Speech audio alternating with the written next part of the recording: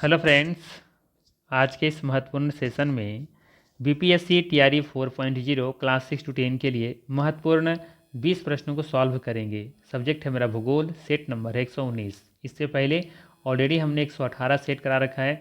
इन सभी वीडियो का link description में दिया हुआ है या फिर आप प्लेलिस्ट में जाके देख सकते हैं। अगर इन सभी का free of cost PDF file चाहिए तो हमारा टेलीग्राम चैनल ज्वाइन कर सकते हैं। टेलीग्राम चैनल का लिंक डिस्क्रिप्शन में दिया हुआ है। ठीक, तो चलिए फिर शुरू करते हैं और देखते हैं आज का पहला सवाल। पहला सवाल है, निम्नलिखित में से कौन सी प्रजाति गेहूं की नहीं है। सवाल है, निम्नलिखित में से कौन सी प्रजाति गेहूं की नहीं है। विकल्प में है सुजाता, कंचन, सोनालिका, एक से अधिक या फिर उपर्युक्त में से कोई नहीं। ठीक है, तो याद रखना है सुजाता ये गेहूं की प्रजाति है, कंचन भी है, सोनालिका भी है। तो सही आंसर क्या होगा? विकल्प नंबर ई सही होगा यहाँ पे। ठीक है, क्योंकि दिए गए विकल्पों में से तीनों क्या है, गेहूं की प्रजाति हैं। इसके अलावा ध्यान रखिएगा, अर्जुन, कुंदन, अमर, भवानी, चंद्रिका, कल्याण, सोना, मकरोनी ये सभी गेहूं की प्रजाति के नाम हैं। ठीक है ना, तो यहाँ पे विकल्प नंबर ई सही होगा। सुजाता, कंचन, सोनालिका ये सभी गेहूं की किस्म के नाम हैं या फिर गेहूं की प्रजाति के नाम हैं। ठीक है, चलिए अगला सवाल लेते हैं। अगला सवाल है आपके लिए, निम्न में से कौन फलीदार फसल नहीं है। बताना है निम्न में कौन फलीदार फसल नहीं है। अब बात करें यहाँ पे फलीदार फसल होता क्या है, तो याद रखना है फलीदार फसलों में दालों को शामिल किया जाता है, जैसे चना, अरहर, मटर, मसूर, मूंगफली, सोयाबीन। ठीक है, तो ये सभी चीज़ को फलीदार फसलों के अंतर्गत रखा जाता है। ठीक है, इनके जड़ों में ना मौजूद राइबोजियम बैक्टीरिया की मदद से हवा से नाइट्रोजन को मिट्टी में स्थिर करने की क्षमता रखती हैं, जिससे मिट्टी की उर्वरता बढ़ती है। ठीक है ना, तो याद रखना है इनके जड़ों में गांठें मिलती हैं। ठीक है, जो नाइट्रोजन स्थिरीकरण करने में सहायक होता है। तो यहाँ पे देखेंगे कि सरसों और ज्वार ये दोनों के जड़ों में गांठें देखने को नहीं मिलेगा आपको। ठीक है, तो ये फलीदार फसल में नहीं आता है। ठीक है, ध्यान रखना है फलीदार फसलों में हम दालों को रखते हैं, जैसे कि चना, अरहर, मटर, मसूर, मूंगफली, सोयाबीन, सेम, ऐसा नाम को देखेंगे कि फलीदार फसल कहेंगे। ठीक, तो यहाँ पे सही आंसर क्या हो जाएगा? विकल्प नंबर डी सही हो जाएगा, क्योंकि यहाँ पे एक से अधिक ऐसा फसल है जो कि फलीदार फसल नहीं है, जिसमें इस शामिल है सरसों और ज्वार, जबकि मटर क्या है, एक फलीदार फसल है। ठीक है, चलिए अगला सवाल है आपके लिए, भारत का स्वच्छ जलीय कृषि मत्स्य उत्पादन विश्व में कौन सा स्थान है। प्रथम, द्वितीय, तृतीय, एक से अधिक या फिर उपर्युक्त में से कोई नहीं। तो याद रखिएगा, भारत का स्वच्छ जलीय कृषि मत्स्य उत्पादन में विश्व में द्वितीय स्थान है। विकल्प नंबर बी सही होगा। साथ ही साथ ये भी याद रखिएगा कि भारत तीसरा सबसे बड़ा मछली उत्पादक देश है, जो वैश्विक मछली उत्पादन में 8% का योगदान देता है, और जलीय कृषि उत्पादन में दूसरे स्थान पर है। ठीक है ना, साथ ही साथ ये भी याद रखिएगा, भारत में सबसे बड़ा उत्पादक राज्य कौन सा है जो मछली का उत्पादन करता है? उसका नाम है आंध्र प्रदेश। आंध्र प्रदेश भारत में मछली का सबसे बड़ा उत्पादक राज्य है। इसके बाद पश्चिम बंगाल का नाम आता है। ठीक, चलिए अगला सवाल है आपके लिए, निम्नलिखित में से कौन सी नदी फतुहा के पास गंगा में मिलती है। विकल्प में है सोन, पुनपुन, अजय, एक से अधिक या फिर उपर्युक्त में से कोई नहीं। तो याद रखना है सही आंसर होगा इसका पुनपुन। क्या होगा? पुनपुन। विकल्प नंबर बी सही हो जाएगा। पुनपुन नदी फतुहा के पास गंगा में मिलती है। बात करें इसका उद्गम स्थल के बारे में, तो याद रखिएगा झारखंड के एक जिला है पलामू। तो पलामू के एक चौराहा पहाड़ी है, पलामू में स्थित चौराहा पहाड़ी से ये निकलती है पुनपुन नदी। ठीक है ना, झारखंड में स्थित पलामू में एक चौराहा पहाड़ी है, वहीं से ये निकलती है पुनपुन नदी। ठीक है ना, तो दो चीज़ याद रखना है, झारखंड के अंतर्गत एक जिला है पलामू, और पलामू में स्थित है एक चौराहा पहाड़ी, वहीं से निकलती है पुनपुन नदी। पुनपुन नदी पटना जिला के फतुहा के समीप गंगा में मिल जाती हैं। इसके दो सहायक नदियाँ हैं, याद रख सकते हैं। एक है आपका मोरहर, क्या है? मोरहर है, और दूसरा है राम रेखा। ठीक है ना, क्या है? राम रेखा। पुनपुन की दो सहायक नदियाँ हैं, महत्वपूर्ण सहायक नदियाँ मोरहर और राम रेखा, याद रखिएगा उसको। चलिए अगला सवाल है, वनस्पति खाद डालने हेतु प्रयुक्त भूरी सामग्री निम्न में से किस पदार्थ से समृद्ध होती हैं।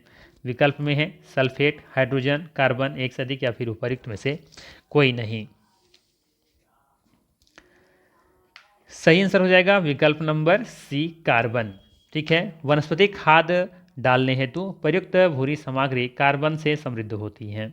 वनस्पति खाद मिट्टी में पोषक तत्वों की उपलब्धता में बढ़ोतरी करता है। इसमें नाइट्रोजन, कार्बन, अमोनिया आदि प्रचुर मात्रा में पाया जाता है। ठीक है। और ये उर्वरक का एक प्राकृतिक रूप है और लागत भी बहुत ही इफेक्टिव होता है। ठीक है। तो यहाँ पे सी विकल्प सही होगा। अगला सवाल है कि वायु द्वारा स्थानांतरित मृदा को कहते हैं, क्या कहते हैं? जलोढ़ मिट्टी, लेटराइट मिट्टी, बलुआ मिट्टी, एक से अधिक या फिर उपयुक्त में से कोई नहीं। सिंपल सा सवाल है।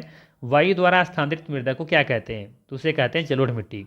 ठीक है। वायु द्वारा स्थानांतरित मिट्टी को जलोढ़ मिट्टी कहते हैं। विकल्प नंबर ए सही होगा, ध्यान रखिएगा। ठीक, चलिए अगला सवाल है, निम्नलिखित में से कौन सा रासायनिक पदार्थ पोषक तत्वों से समृद्ध है? बताना है निम्नलिखित में से कौन सा रासायनिक पदार्थ पोषक तत्वों से समृद्ध है? जीवनाशी, खाद, उर्वरक, एक से अधिक या फिर उपयुक्त में से कोई नहीं। सही आंसर हो जाएगा इसका सी विकल्प उर्वरक। उर्वरक वे रासायनिक पदार्थ हैं जो पोषक तत्वों से समृद्ध होते हैं। ठीक है। यह मिट्टी में डाले जाने पर पेड़ पौधों की वृद्धि के लिए आवश्यक तत्व जैसे कि नाइट्रोजन, फास्फोरस, पोटेशियम आदि को आपूर्ति कर मृदा को उपजाऊ बनाए रखते हैं। ठीक है। तो विकल्प नंबर यहाँ पे सी बिल्कुल ही सही होगा। अगला सवाल है, सिल्वर फाइबर क्रांति किससे संबंधित है? सिल्वर फाइबर क्रांति किससे संबंधित है? विकल्प में है शहद उत्पादन, तिलहन उत्पादन, जूट उत्पादन, एक से अधिक या फिर उपयुक्त में से कोई नहीं। सही आंसर हो जाएगा इसका कपास उत्पादन। विकल्प नंबर ई यहाँ पे सही होगा। ठीक है, ध्यान रखिएगा। सिल्वर फाइबर क्रांति कपास के उत्पादन से संबंधित है। ठीक है, याद रहेगा ना? याद रखिएगा, सिल्वर फाइबर क्रांति की जब बात हो, ठीक है, तो ये याद रखिए कपास उत्पादन से संबंधित है। कपास उत्पादन। जबकि जूट उत्पादन अगर पूछा जाए, है ना, तो ये गोल्डन फाइबर क्रांति से संबंधित है। ध्यान रखिएगा, सिल्वर और गोल्डन कंफ्यूज नहीं कीजिएगा एग्जाम में।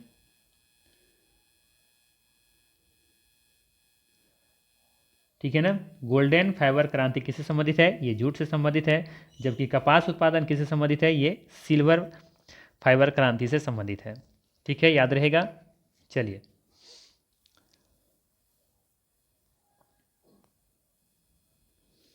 अगला सवाल है, निम्नलिखित में से कौन सा जिला धारवाड़ भूस्तरीय रचना वाला होगा? ठीक है, भूस्तरीय रचना वाला नहीं है। चलिए, मुंगेर, रोहतास, जमुई, एक से अधिक या फिर उपयुक्त में से कोई नहीं। सही आंसर होगा इसका विकल्प नंबर बी, रोहतास। रोहतास जिला धारवाड़ भूस्तरीय रचना वाला नहीं है। रोहतास, कैमूर आदि जिलों में विंध्यन क्रम की चट्टानें पाई जाती हैं। ठीक है ना, पहले भी बता चुके हैं कई बार आप लोगों को कि रोहतास और कैमूर जो है ना, यहाँ पे विंध्यन क्रम की चट्टानें पाई जाती हैं। ठीक है। आर्कियन क्रम की आधारभूत चट्टानों पर प्रथम अपरदन क्रिया से हुई रूपांतरित चट्टानों को धारवाड़ शैल समूह कहा जाता है। ये आपको याद रखनी है। ठीक है, क्या कहा हमने? याद रखना है कि आर्कियन क्रम की आधारभूत चट्टानों पर प्रथम अपरदन क्रिया से हुई रूपांतरित चट्टान को ही धारवाड़ शैल समूह कहा जाता है। इसका नामकरण कर्नाटक राज्य के धारवाड़ जिले के नाम पर हुआ था। ठीक है। इन चट्टानों में मूल्यवान खनिज भी पाए जाते हैं। ठीक है, याद रखिएगा, इन चट्टानों में मूल्यवान खनिज पाए जाते हैं। धारवाड़ समूह की चट्टानें बिहार के दक्षिणी पूर्वी भाग में पाई जाती हैं। ठीक है, अब देखेंगे अगर बिहार को अगर इस तरह से बांट दे, ठीक है, 4 कॉर्नर में, तो धारवाड़ समूह की चट्टानें बिहार के दक्षिण पूर्वी, तो दक्षिण पूर्वी किधर हो जाएगा? ये एरिया वाला, इधर आपको देखने को मिलेगा। ठीक है ना, तो याद रखिएगा, याद क्या रखना है? याद रखना है कि धारवाड़ समूह की चट्टानें बिहार के दक्षिणी पूर्वी भाग में पाया जाता है। ठीक है, तो यहाँ देखेंगे मुंगेर, जमुई आपको इसी हिस्सा में देखने को मिलेगा। ठीक है ना, जबकि कैमूर और रोहतास आपको देखने को इधर मिलेगा। ठीक है, कोई दिक्कत नहीं है। यहाँ पे विंध्यन क्रम की चट्टानें पाई जाती हैं, जबकि यहाँ पे धारवाड़ क्रम की चट्टानें पाई जाती हैं। ठीक है, बिहार को पता है ना हम कैसे बांट के रखा है? कुछ इस तरीके से, जैसे मान लो ये बिहार है और बिहार को ऐसे बांट दिए। ठीक है ना, तो यहाँ पे हम कह रहे हैं, यहाँ पे, ठीक है ना, यहाँ पे क्या है? यहाँ पे किस क्रम की चट्टानें पाई जाएंगी? धारवाड़ का। ठीक है ना, यहाँ पे धारवाड़ क्रम की चट्टानें पाई जाएंगी, जबकि यहाँ पे विंध्यन क्रम की चट्टानें पाई जाएगी, जो कि रोहतास और कैमूर में देखने को मिलता है। ठीक है, अब आई थिंक आसान हुआ होगा, समझ में आ गया होगा। ठीक है ना। चलिए, धारवाड़ जो समूह है ना, धारवाड़ समूह की बात हम कर रहे हैं, यहाँ पे दक्षिण पूर्वी की बात कर रहे हैं, यहाँ पे ये बात कर रहे हैं। तो यहाँ पे देखेंगे कौन कौन से जिले आते हैं मुख्य रूप से, तो देखेंगे यहाँ पे जमुई, नवादा, मुंगेर, गया, है ना, इन सब जिले यहाँ पे देखने को मिलते हैं ऐसे आसपास में। ठीक है। चलिए, राजगीर और बिहार शरीफ आप जान रहे होंगे ना, तो भी राजगीर और बिहार शरीफ की पहाड़ी भी इसी क्रम की चट्टानों की श्रेणी में आते हैं, राजगीर और बिहार शरीफ। चलिए, अब लेते हैं अगला सवाल। अगला सवाल है, निम्नलिखित में कौन मानव जनित जीवों का एक उदाहरण है। सवाल है, निम्नलिखित में से कौन मानव जनित जीवों का उदाहरण है। विकल्प में है जल तंत्र, घास का मैदान, वर्षा वन, एक से अधिक, या फिर उपयुक्त में से कोई नहीं। कोशिश कीजिए कि आप लोग आंसर कमेंट बॉक्स में जरूर दिया कीजिए, इससे आपको भी आदत लगेगी। ठीक है, और बहुत चीज़ें याद रहती हैं, अगर हम लिख करके टाइप करते हैं ना तो बहुत सारी चीज़ें याद रहती हैं, लेकिन आप लोग क्या करते हैं, सिर्फ देखते हैं जैसे तैसे फास्ट करके, तो उससे आप लोग ज़्यादा कुछ, इसीलिए आप लोग को जल्दी सफलता नहीं मिलती है, क्योंकि आप लोग मन से नहीं पढ़ाई करते हैं। सही आंसर होगा इस सवाल का ई विकल्प, उपर्युक्त में से कोई नहीं। यहाँ पे कोई भी ऐसा नहीं है जो कि मानव जनित जीवों का उदाहरण हो। जल तंत्र, घास का मैदान, वर्षा वन, ये सभी प्राकृतिक जनित जीवों के उदाहरण हैं। ठीक है ना, याद रखिएगा। पृथ्वी पर पेड़ पौधों तथा जीव जंतु सहित सभी प्रमुख पारिस्थितिकी तंत्र बायोम जीवोम कहलाते हैं। पृथ्वी पर पेड़ पौधों तथा जीव जंतुओं सहित सभी प्रमुख पारिस्थितिकी तंत्र बायोम जीवोम कहलाते हैं। बायोम कहें या जीवोम के, बात एक ही है। ठीक है, मुख्य रूप से भारत में देखेंगे तो 7 वर्गों में बायोम को बांटा गया है प्रकृति को, जैसे उष्णकटिबंधीय, रेन फॉरेस्ट, रेगिस्तान, टुंड्रा, टैगा, घास स्थल, सवाना। ठीक है ना, तो ये ध्यान रखिएगा सब चीज़ों का नाम। ठीक। चलिए, तो मानव जनित में से फसली भूमि है, फसल कहीं लगा हुआ है, भूमि है जहाँ फसल लगा हुआ है, तो ये कह सकते हैं कि वो मानव जनित जीवों का उदाहरण हो सकता है। ठीक। चलिए, अगला सवाल लेते हैं। सवाल है कि खनिज और जिले के निम्न जोड़ों में से कौन सा जोड़ा सही है। बताना है, खनिज और जिले के निम्न जोड़ों में से कौन सा जोड़ा सही है। विकल्प में है limestone Kaimur, mica Bhagalpur, lead zinc Gaya, एक से अधिक सही है, या फिर उपयुक्त में से कोई नहीं। इस सवाल का सही जवाब है ए विकल्प,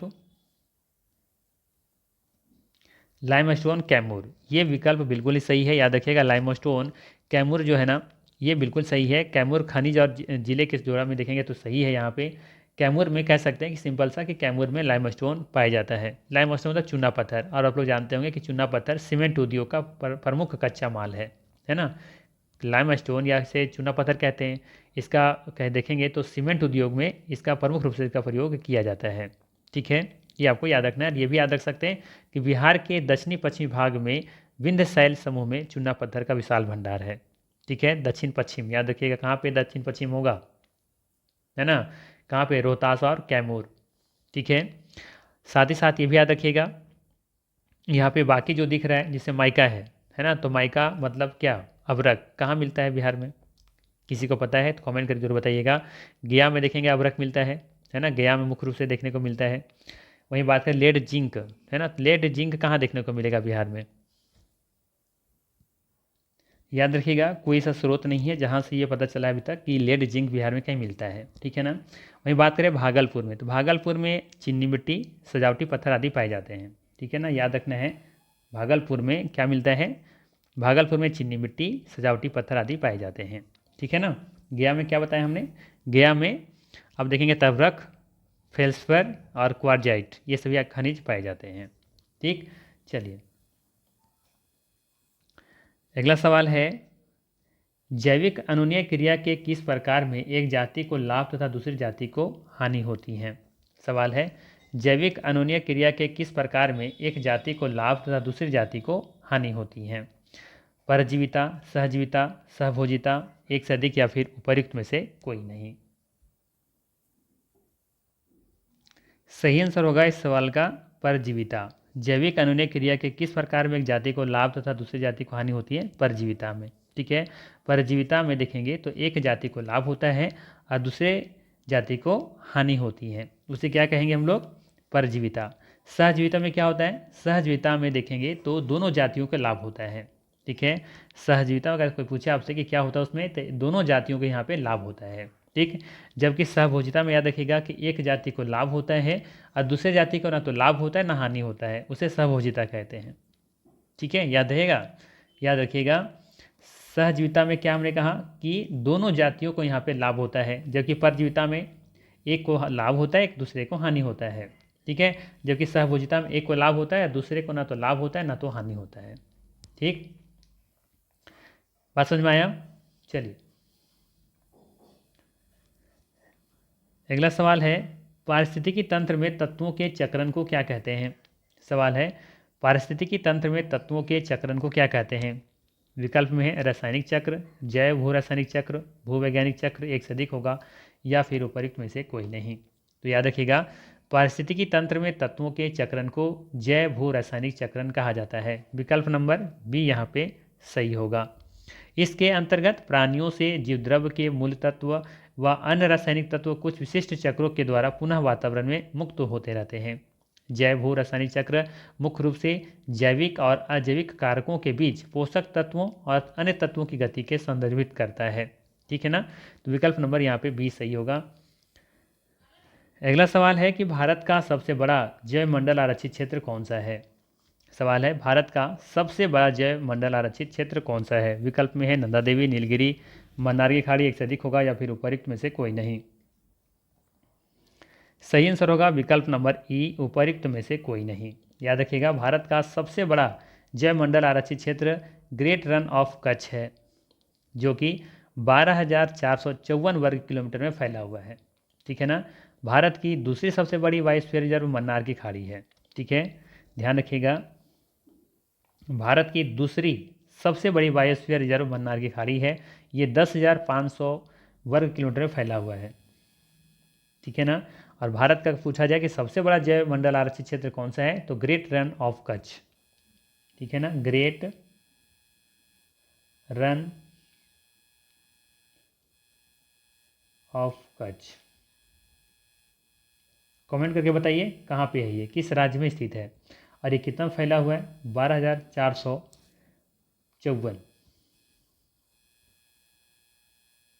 वर्ग किलोमीटर।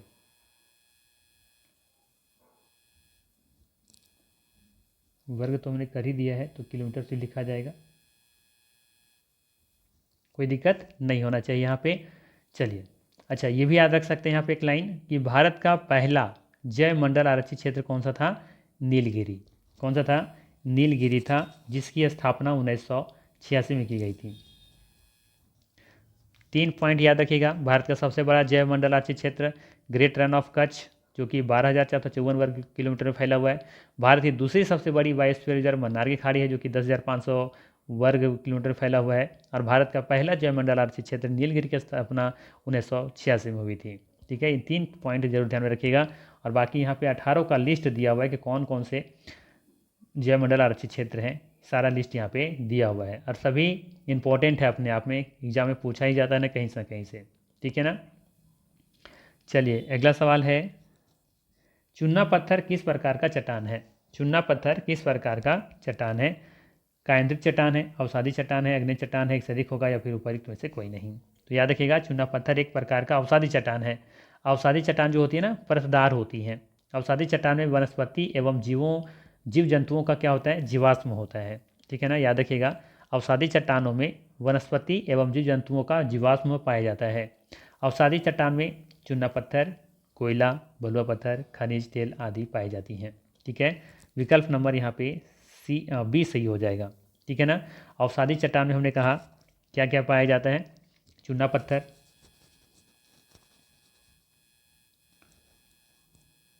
ठीक है, चूना पत्थर के बाद कोयला, बलुआ पत्थर,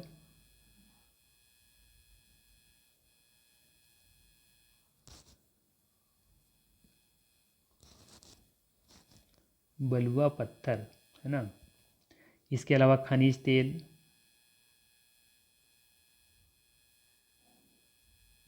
ठीक है, ध्यान रखिएगा, अवसादी चट्टान को ही जानते हैं ना आप लोग कि सेडिमेंट्री चट्टान भी कहा जाता है। ठीक है, जबकि ग्रेनाइट बेसाल्ट आग्नेय चट्टान है। ग्रेनाइट जो है सो क्या है? एक बेसाल्ट आग्नेय चट्टान है। ठीक है, चलिए अगला सवाल है आपके लिए, उद्योग और स्थान के निम्न जोड़ों में से कौन सा जोड़ा सही नहीं है। अब बताना है उद्योग और स्थान के निम्न जोड़ों में से कौन सा जोड़ा सही नहीं है। विकल्प में है oil refinery Barauni, cement Banjari, rail डिब्बा भागलपुर, एक से अधिक यहाँ पे सही नहीं है, या फिर उपयुक्त में से कोई भी सही नहीं है। तो बात करें पहला विकल्प के बारे में, सही दिया हुआ है कि बरौनी में ऑयल रिफाइनरी है, ये बिल्कुल सही है। ठीक है, वहीं बात करें सीमेंट बंजारी, ठीक है, तो ये भी सही है यहाँ पर। ठीक है ना, सीमेंट जो है उसका वो देखेंगे कारखाना कहाँ पे, बंजारी में है, ये सही है। वहीं बात करें भागलपुर में रेल डिब्बा कारखाना नहीं है। भागलपुर में आप देखेंगे तो भागलपुर में सिल्क उद्योग देखने को मिलता है, यहाँ पे सिल्क उद्योग है ना, यहाँ पे तसर रेशम का उत्पादन होता है। भागलपुर को रेशम का शहर भी कहा जाता है। भागलपुर में गंगा डॉल्फिन प्रजनन केंद्र स्थापित भी किया गया है। साथ ही साथ ये भी पता होगा कि हैंडलूम और पावरलूम के लिए भागलपुर प्रसिद्ध है। ठीक है, न कि रेल डब्बा के लिए। तो यहाँ पे पूछा है कौन सा सही विकल्प सही जोड़ा नहीं है, तो विकल्प नंबर यहाँ पे सी सही नहीं है, बाकी ए और बी अपने आप में सही है। ठीक है, चलिए अगला सवाल है, नदी के डेल्टा भाग में किस प्रकार के वन मिलते हैं। बताना है नदी के डेल्टा भाग में किस प्रकार के वन देखने को मिलते हैं। पतझड़ वन, मैग्रो वन, सदाबहार वन, एक से अधिक, या फिर उपयुक्त में से कोई नहीं। इस तरह का सवाल आप लोगों को पहले भी कई बार बता चुके हैं। नदी के डेल्टा भाग में मैग्रो वन मिलते हैं, विकल्प नंबर यहाँ पे बी सही होगा। ये भी पता होगा कि अधिक वर्षा वाले क्षेत्रों जैसे कि पश्चिम घाट, अंडमान निकोबार क्षेत्र, असम का ऊपरी भाग, यहाँ इन सब क्षेत्रों में देखेंगे तो उष्णकटिबंधीय सदाबहार वन पाए जाते हैं, जहाँ व्यापारिक महत्व के वृक्ष महोगनी, आबूनस, रोजवुड, रबर और सिनकोना जैसे वृक्ष पाए जाते हैं। मैंग्रोव वन का अधिकतम भाग आप देखेंगे तो पश्चिम बंगाल में मिलेगा आपको। ठीक है, वहीं याद रखना है कि उष्णकटिबंधीय पर्णपाती वन भारत में सबसे ज़्यादा क्षेत्र में फैले हुए हैं, जिसे मानसूनी वन भी कहा जाता है। इस वन के वृक्ष अपने पत्तों को गर्मी में क्या करते हैं, गिरा देते हैं, इसीलिए इसे पतझड़ वन भी कहते हैं। ठीक है, और याद रखिएगा विश्व का सबसे बड़ा मैंग्रोव वन कहाँ है, तो पश्चिम बंगाल में है, जो कि सुंदरवन के नाम से जाना जाता है।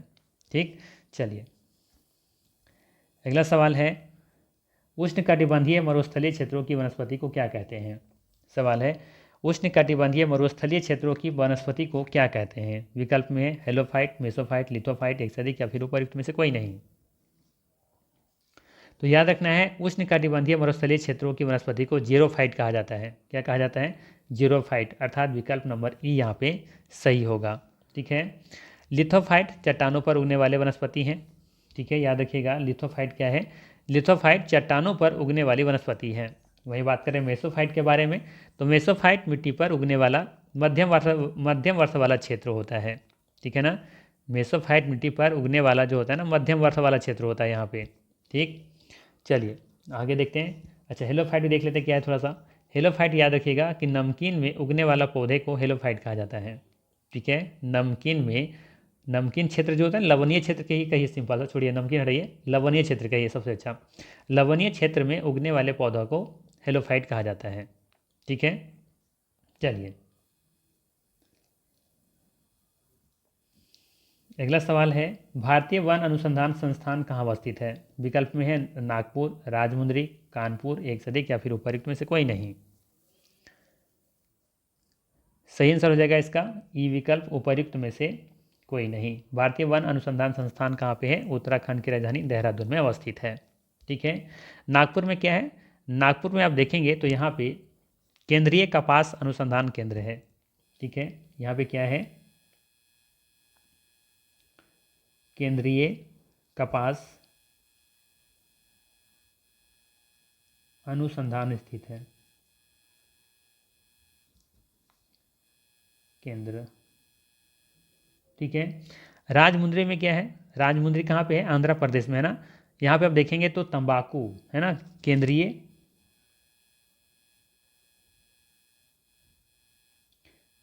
तंबाकू। ठीक है ना, तंबाकू अनुसंधान केंद्र स्थित है।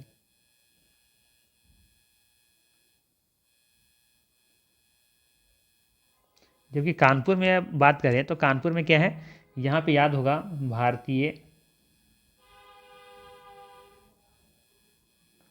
दलहन है ना, दलहन अनुसंधान केंद्र है यहाँ पे।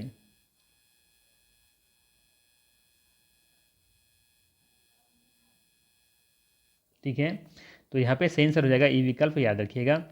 चलिए अगला सवाल लेते हैं। अगला सवाल है, पश्चिम सिंहभूम में स्थित चिरैया की सबसे प्रसिद्ध विशेषता क्या है? पश्चिम सिंहभूम कहाँ है? झारखंड में स्थित है। तो यहाँ पे स्थित है चिरैया। तो ये चिरैया की सबसे प्रसिद्ध विशेषता क्या है? ये लौह अयस्क खनन के लिए इसकी विशेषता है, या फिर यहाँ पे बांध है, या फिर पक्षी अभ्यारण्य है, या फिर एक से अधिक होगा, या फिर उपरोक्त में से कोई नहीं।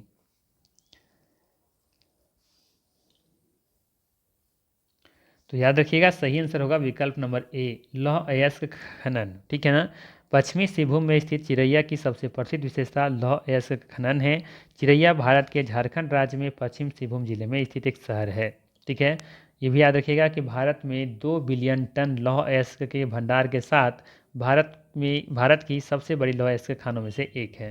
ठीक है, तो ये था महत्वपूर्ण 20 प्रश्न। अगर ये सेशन अच्छा लगा हो तो लाइक ज़रूर कीजिएगा, चैनल पर नए हैं तो सब्सक्राइब कीजिएगा। बाकी फिर मिलते हैं हम लोग इसी तरह के नेक्स्ट वीडियो में। Thanks for watching.